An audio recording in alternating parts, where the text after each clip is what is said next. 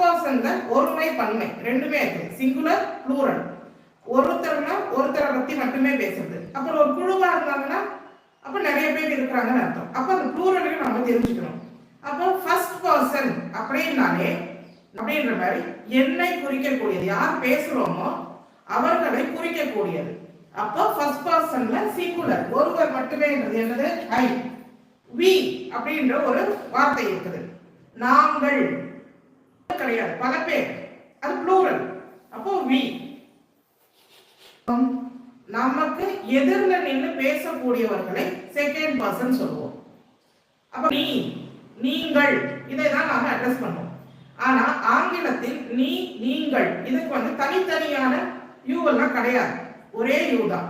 அது சிங்குலரா இருந்தாலும் யூ தான், ப்ளூரலாக இருந்தாலும் யூ தான். தேர்ட் பர்சன் எங்க இருக்கிறாங்க?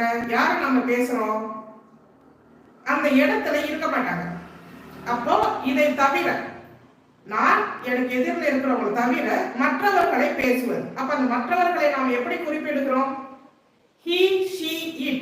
அவன், அவள், அது. நேத்தி என்னுடைய கான்செப்டுக்கு அவன் வந்திருந்தான், நேத்தி அவ போட்டிருந்த ட்ரெஸ் ரொம்ப அழகா இருந்துச்சு. இந்த மாதிரி நாம அந்த இடத்தில் இல்லாத ஒரு நபரை நாம ரொம்ப சிலாகத்தி பேசுவோம். அப்ப அந்த இடத்துல அவங்க இல்லை, ஆனா அவர்களை பற்றி நம்ம பேசுகிறோம். அப்ப அவர்களும் நபர்கள் தான். அப்ப அவங்களை எந்த பர்சன் நம்ம சொல்லணும்? Third person. he, she, it singular. he, she, it இது சிங்குலர். அப்ப இந்த சிங்குலர் ஒருவன் தான். அவன் என்றால் ஒருவன், அவள் என்றால் ஒருவன் தான். அது ஏதோ ஒரு பொருள் இல்ல ஏதோ ஒரு மிருகம், அதை சார்ந்து. ப்ளூரல்ல என்ன வரும்? they and they consider plural. இது அவர்கள்.